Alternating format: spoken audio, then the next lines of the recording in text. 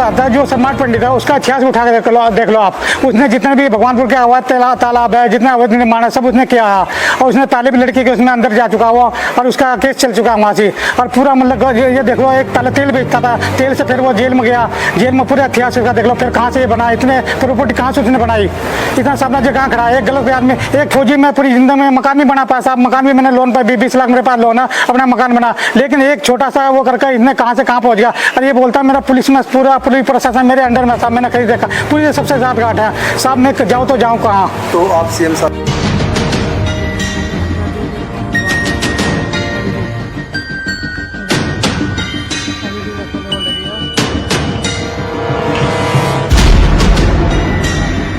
बोला क्या हो गया एक्सरसाइज आपको क्या होगा? हाँ हाँ हाँ साहब बोला देखते हैं। हाँ ऑपरेशन तो देखते हैं, पूरी प्रूफ के साथ मैंने जा दी साहब।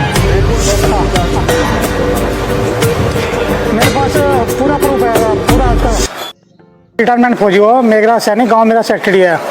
तो मेरे मामला यह है कि मैंने यहाँ टोल प्लाजा पे अपने एक प्लॉट लिया है। तो यहाँ पर कॉलोनी, जब हमारी कॉलोनी उन्होंने काटी थी, जब हमने लिए थे तो उन्होंने बोला था कि कॉलोनी को अच्छी तरह डेवलपमेंट करेंगे, रास्ते सभी के लिए खुलेंगे, सब कोई दिक्कत नहीं है, किसी को कोई दिक्कत नहीं आएगी। तो इसमें कुछ आदमी इसमें ऐसे घुस गए जो कॉलोनी का मतलब कॉलोनी का वो सत्यानाश करने लगे हैं। एक तो उन्होंने जिम खोल दिया, सम्राट पंडित वहाँ जिम खोल दिया, उसकी वजह से लोग परेशान है, प्लान करने के लिए तैयार है लोग। और दूसरा एक अभी हमारे इसने बगल में एक प्लॉट लिया वहाँ पर हमारे दूसरे रास्ते पर, तो वो रास्ते के से उसमें 6 फुट का छज्जे का निर्माण कर रहा था।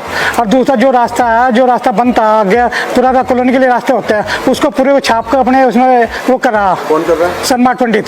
तो इसमें अपने अधिकारियों को जब मैंने सर इसको मुझे पता चला, मैंने सम्राट पंडित से बात करने से कोशिश की, तो उन्होंने बोला ठीक है आप बैठ के बात करेंगे, आप आ जाओ हमारे ऑफिस में। तो मुझे ना 5 तारीख में उन्होंने 5 बजे का टाइम दिया, बोला आप शाम को, मैंने 2 बजे से उनको कॉल किया था, 5 बजे का टाइम दिया, बोला 5 बजे आओ। जैसे मैं उनके ऑफिस में पहुंचा तो वहाँ पर मुझे सम्राट पंडित और उनके लोग थे।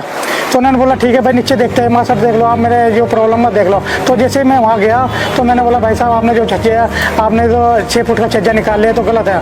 और दूसरा आप इस पर जो अवैध निर्माण कर रहे हैं जो रास्ते पर तो निर्माण कर रहे हैं। तो जैसे मैंने रास्ते का नाम लिया ना तो मेरे को भड़क गया, माँ बांध कर मुझे वो बत्ते मुझे गाली सब मेरे पर टूट के पड़े हुए। बोला तुम क्या, तुम्हें ज़मीन में काट देंगे। बोला हमने रास्ता खरीद रखा वो रास्ता। तो सर मैंने जब मेरे पास इन्हें, तो मैंने सोचा अगर मैं इनके साथ लड़ूंगा तो मैं तो साहब मेरे से बड़ा पागल कौन होगा। तो मैंने बच के मैंने साहब जो हुई टाइम साइड में हो गया, मैंने साहब 112 नंबर पर कॉल किया, 3 कॉल किया मैंने, तीनों कॉल में कोई मेरे पास वो पहुंचा नहीं। बोला कि हम भेज रहे। उसके बाद मैंने एसडीएम साहब को, मेरे पास कॉल डिटेल साहब, मैंने एसडीएम साहब को फ़ोन किया। तो उसके बाद एसडीएम साहब ने बोला ठीक है, बोला मैं भेजता हूँ। तो एसडीएम साहब ने भी मतलब मुझे आश्वासन दे दिया, लेकिन मेरे पास कोई नहीं पहुँचा टाइम। तो मैं इसके बाद मैं वहाँ पर थाने में गया साहब सीधा। तो मुझे पहले उन्होंने बोला कि तुम्हें ठीक है, तुम्हें तो भी फंसाते, झूठे मुकदमे फंसाते, तुम्हारे तो SC/ST और लड़की छेड़ने का आरोप तुम्हें भी अंदर करवाते हैं। तो जो सम्राट पंडित ना बोला मेरी पहुँच ऊपर तक है, बोला मेरे भगवानपुर में मेरा कोई कुछ नहीं बिगाड़ सकता, जहाँ आप रिपोर्ट करना चले जाओ, पुलिस को मैं फ़ोन करता हूँ, जाकर पुलिस आ भी ले यहाँ से। तो साहब मुझे ये बोला गया, मैं ऐसे गुहार लगा के फिर वहाँ से गया, मैं थाने में गया। आप देख सकते हैं वीडियो रिकॉर्ड देख सकते हैं वहाँ के कि कौन पहले पहुँचा वहाँ से। जिसे मैं पहुँचा तो वहाँ पर मैंने अंदर उनको बोला बाबूजी को, बाबूजी ने बोला भाई आप, उन्होंने बेचारे सब्जेक्ट से बात किया बाबूजी ने जो वहाँ अंदर बैठते हैं, उन्होंने बोला कि आपने एक डायरी लिख कर दे दो, इंस्पेक्टर साहब आएंगे तो आपको हम मिला देंगे। तो ये भी पहले मैं ये भी आगे वहाँ से इन्होंने बोला बैंचोत, बोला तुम्हें बताते हैं, बोला तुम्हारे ऑफिस में लड़की, हाँ पुलिस के सामने बोला हमारे ऑफिस में लड़की छेड़का है, और तुमने हमारे इसके एक ऐसी समाज का सहारा लेगा, उससे जाति सूत्र सब कहा।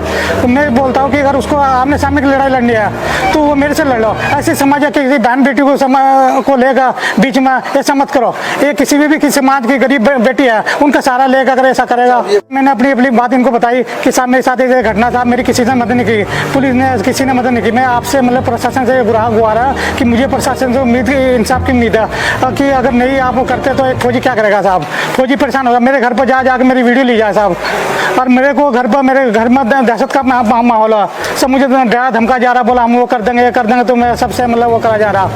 जब प्रशासन की चक्कर लगा रहा है उसे इंसाफ नहीं मिल रहा है, क्या कहना चाहेंगे? साहब मैं यही बोलना कि मुझे साहब मुझे उम्मीद नहीं थी, मैं तो वहाँ दिया, मैं सीधा सच्चा आदमी है कि जैसे मैं हम सोचते हैं, लेकिन उन्होंने मुझे स्टेडियम की तरह फंसाया। SC/ST में मेरा मुकदमा कर दिया, मेरा मुकदमा लिखा नहीं और उनका मुकदमा लिखा अगले दिन लिखकर मेरे पास वो कर दिया साहब। मेरे मैं SC/ST में क्या किसी लड़की छेड़ सकता हूँ? अगर साहब मैं किसी लड़की छेड़ सकता है करता तो अगर मेरे पास वो होता तो मैं खुद ही अपने के लिए सरेंडर करने के लिए तैयार साहब। आपका कदम इंसाफ, अगर इंसाफ नहीं पाले तो मुझे पूरा इंसाफ मेरे प्रशासन से, अगर इंसाफ नहीं मुझे भगवान भगवानपुर से तो कोई इंसाफ नहीं रहा था, भगवानपुर से मुझे कोई इंसाफ नहीं रहा, मुझे पुलिस से कोई इंसाफ की उम्मीद नहीं रही, कोई कुछ नहीं मेरी मदद नहीं की। मैं डीएम साहब से, सबसे बड़ी लोक अदालत में तहसील जो उसमें आया, ये डीएम साहब की अदालत होती है, अगर इसमें भी इंसाफ नहीं मिला तो साहब मजबूरी या तो मुझे सुसाइड करना पड़ेगा या मैं अपने भाई मुझे कहीं से मुख्यमंत्री मैंने सबको लेटर दे चुका मैं।